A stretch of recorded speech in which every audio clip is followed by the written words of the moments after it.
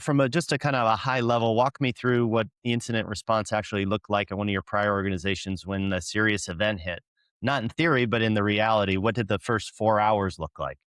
Yeah, so one of the things I've always, you know, told the teams, we have to get our incident response right immediately, right? Because that preparation is very important, right? What we're logging, who's going to get contacted, right? That's all important stuff because you don't get to log after the fact, right? So you want to make sure you're prepared. Now, what I have noticed over time is that as well prepared as you can be in terms of like, hey, we got a policy and we got all this stuff. When an incident actually happens, one of the most important parts of that incident response plan, in my opinion, has always been the lessons learned.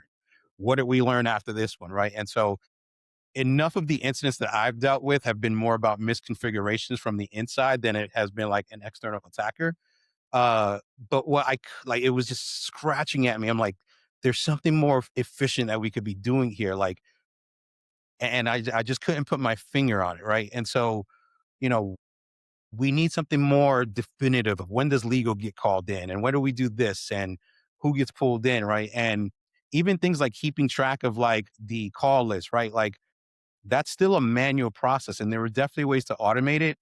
But after every lessons learned, I just kept asking myself, there are ways that we can get more efficient at this. And I feel like I'm missing it, right? And so uh chaos is definitely the right word because no matter how well prepared we were, things would happen and there's human nature. It's like, how bad is this? And then you got the board, then you got XCOM, like, are we going to survive this? Or, and that also taught me the importance of resilience. And so you'll hear me use terms like resilience and guardrails a lot, right? It's part of like kind of my brand at this point because the security industry has been saying for a long time, it's not if, but when.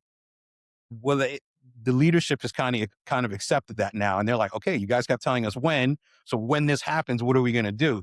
And I think CISOs have needed to move to that language of resilience. And I basically explained to the board this way, right? Like, if you take the analogy of a car and we're expecting to be in an accident, my role is to make sure you can walk away from that accident and keep doing whatever it is you have to do. And that's what an incident really is. At the end of the day, there's this trust element behind it. And I think that's what kept gnawing at me is when we dealt with incidents, what was the trust looking like on the other side of that? Did we show that, we were enhancing trust or was the trust that we were protecting being deteriorated?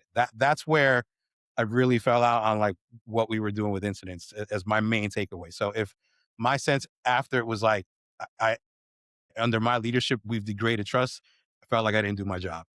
Yeah. Well, in the marketing and public relations world where I come out of, we have similar kind of playbooks or response plans for, emergency news coming out, bad news coming out. And there was a playbook. And I noticed that more times than not, there was, something big would happen in a negative way, a bad customer announcement or, stock price doing something weird or, you know, executive misbehavior, whatever it was.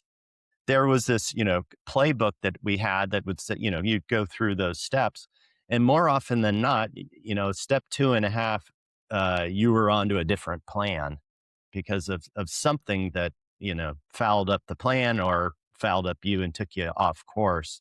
And I'm sure that most organizations believe they have a cyber incident response plan. Why do they fall apart under pressure, kind of like the, PR plans do? Yeah. And I think most plans, and some of the ones that I've developed included, run under the assumption that you're going to be dealing with a single incident. So this is why some of my most recent tabletop exercises inject a second and third incident to see how we manage when something's coming from somewhere else, right? You might get one that came in from a sim. What happens if one comes in from a customer? What happens if now with AI, some agent, just did what it was programmed to do and someone wasn't expecting it? So that is what's going to really help you see how well your plan behaves, right? So that playbook, if it's not designed to handle multiple inputs, while you're in flight, I think that's where a lot of it, you're going to see a lot of incident plans kind of fall apart. Uh, which is again, this is one of the things that attracted me to BreachRx. I was like, man, these folks really thought this through. And so I'm excited too because I've now the platform allows you to import your own tabletop exercises. So I've got one for inside the company for us to use. And, again, drinking our own champagne, making sure that what we're out there telling people works for us, right? Obviously, the company's done some before, but coming in as a CISO, I have different perspectives about what like a very complex incident could look like. And I'm excited to share that within the company, and also once we're done with it, to share that experience with the folks that we're talking to. Uh, Going through those exercises really lets you see how well your incident response really works.